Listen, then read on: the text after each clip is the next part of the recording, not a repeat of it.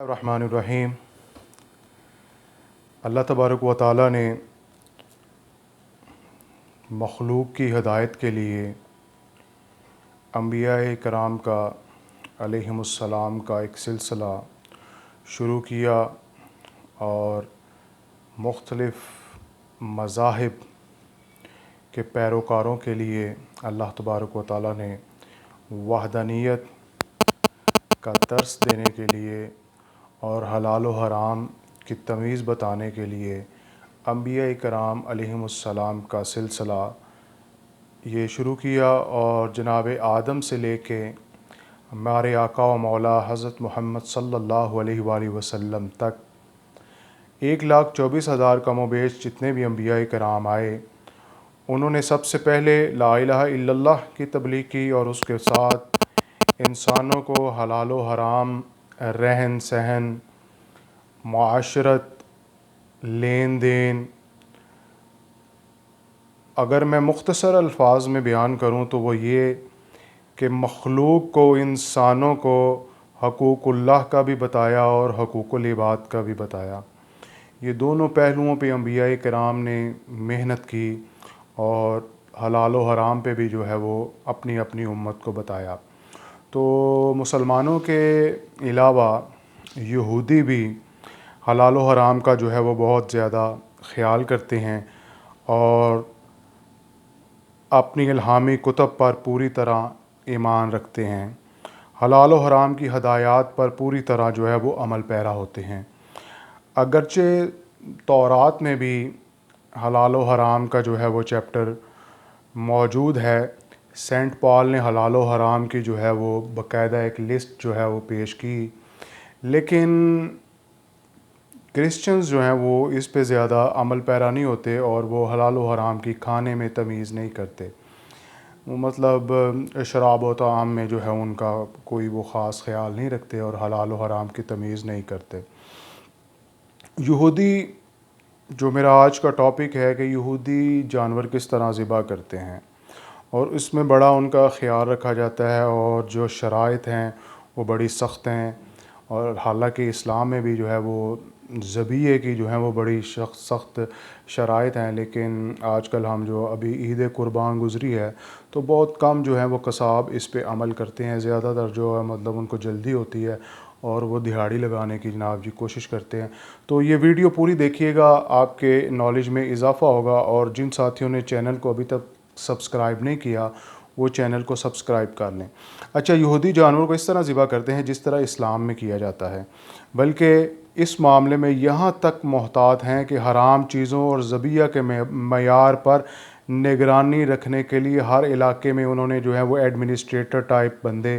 وہ متعین کر رکھے ہیں کہ جو ان شرائط کی پر عمل پیرا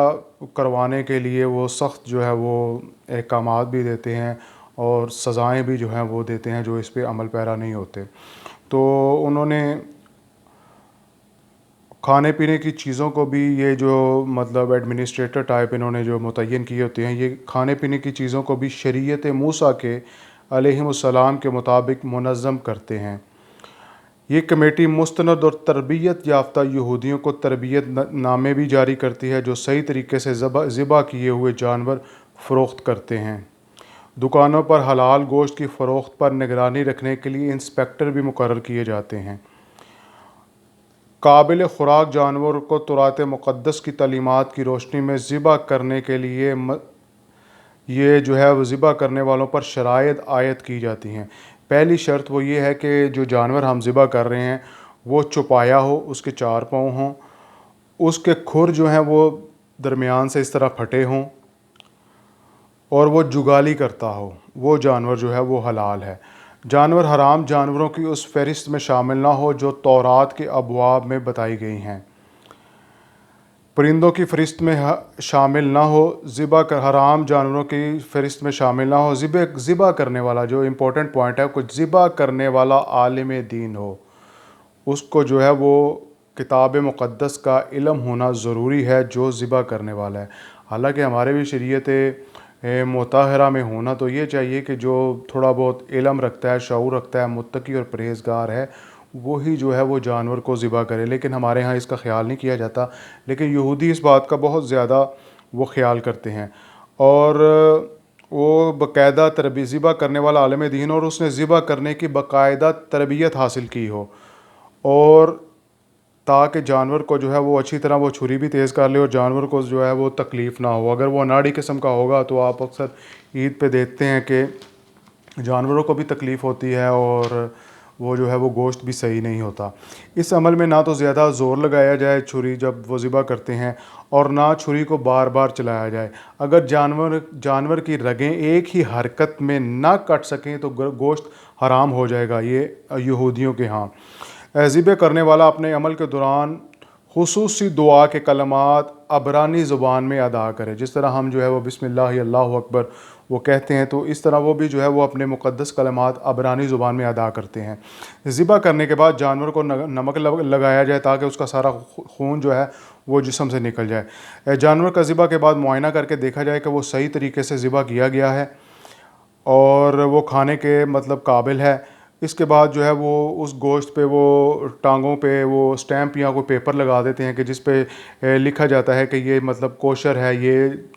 ٹیسٹڈ ہے اور یہ حلال ہے، اس گوشت کو آپ جو ہے وہ استعمال کر سکتے ہیں۔ تو ایسے پاک گوشت کو ان برتنوں میں نہ پکایا جائے جن میں کبھی کوئی حرام چیز پکی ہو۔ یہودی جو ہیں وہ اس بات کا بھی اہتمام کرتے ہیں اور خاص خیال رکھتے ہیں کہ گوشت پکانے کے لیے بھی جو ہے وہ برتن استعمال کیے جائیں کہ جن برتنوں میں کبھی حرام چیز نہ پکائی گئی ہو۔ لندن میں نے دیکھا ہے کہ لندن کے علاقے میں یہودیوں کی جو ہے وہ گوشت کی دکانیں ہیں، تو وہاں پہ جو ہے وہ بہت زیادہ رش ہوتا ہے۔ اگر وہاں پہ مسلمانوں کی دکانوں سے گوشت میسر نہیں آتا تو یہودیوں کے جو ہے وہ مذبح خانوں سے، یہودیوں کے جو ہے وہ گوشت کی دکانوں سے، اس کو کوشر کہتے ہیں، اور وہ جو ہے وہ حلال گوشت حاصل کر کے مسلمانوں کا بھی وہاں پہ بہت زیادہ رش ہوتا ہے۔ یہ میں لندن میں نے اپنی آنکھوں سے دیکھا ہے، اور وہ بلا جھجک وہ گوشت لے کے جو ہے وہ اس کو استعمال کرتے ہیں۔ بلکہ وہاں کے مفتیان کرام نے بھی یہ فتویٰ دیا ہے کہ اب اگر آپ کو کہیں سے بھی جو ہے وہ حلال گوشت میسر نہ ہو تو آپ جو ہے وہ یہودیوں کی، اہل کتاب کی، ان کی دکانوں سے گوشت کو لے کر استعمال کر سکتے ہیں، اس میں کوئی مذائقہ نہیں ہے، کیونکہ وہ حلال و حرام کی کڑی شرائط پر عمل پیرا ہو کر پھر جو ہے وہ جانور کو ذبح کرتے ہیں۔ اور